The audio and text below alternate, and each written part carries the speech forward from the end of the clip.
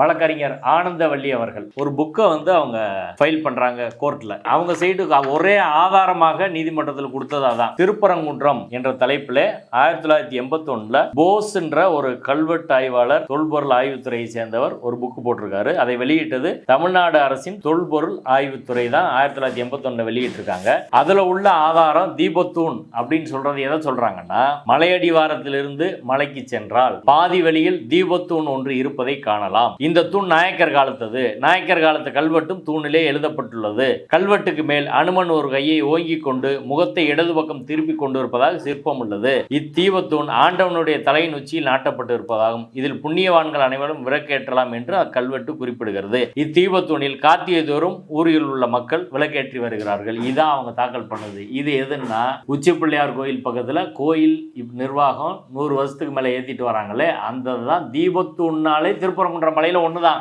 2 தீபத்தூண் என்பதே ஒரு கற்பனை. இந்து முன்னணியின் சங் பரிவார அமைப்புகளின் கற்பனை. தர்கா இருக்கிறது மலை உச்சி, இது பாதி வழியில இருக்கு. இப்ப அவங்க போட்ட டாக்குமெண்ட் நீதிமன்றத்துல தீபத்தூண் என்பது உச்சி பிள்ளையார் கோயில் பக்கத்துல இருக்கதான் தீபத்தூண் சொல்லியிருக்காங்க. இப்ப நீதிமன்றம் இதுக்கு மாறா எப்படி முடிவு பண்றதுதான் எங்க கேள்வி. இது நீதிபதி திரு ஜி.ஆர். சாமிநாதன் அவர்கள் தர்கா பக்கத்தில் இருப்பது தீபத்தூண் என்பதை எப்படி முடிவுக்கு வந்தார்? அந்த கோயிலில் ஒரு தலைமை அர்ச்சகர் இருக்கார், ராஜா பட்டர். அவரும் பிள்ளையார்பட்டி பிச்சை குருக்களும் கிட்டத்தட்ட 3000-4000 கும்பாபிஷேகங்கள் இந்த ஆட்சியிலே பண்ணியிருக்கிறாங்க. அவர் தான் நல்ல நேரத்தை குடிச்சு கொடுப்பாரு, அவர் தான் பூஜையில முடிவு பண்ணுவாரு. இதே நீதிமன்றம் ராஜா பட்டர் சொன்னா அதுக்கு மறு பேச்சு இல்லைன்னு சொல்லி இதே நீதிபதி ஜி.ஆர். சாமிநாதன் அவர்கள் வேற வழக்கெல்லாம் சொல்லியிருக்காரு. அந்த ராஜா பட்டர் சொல்றாரு உச்சி பிள்ளையார் கோயில் தான் பொருத்தமான இடம்.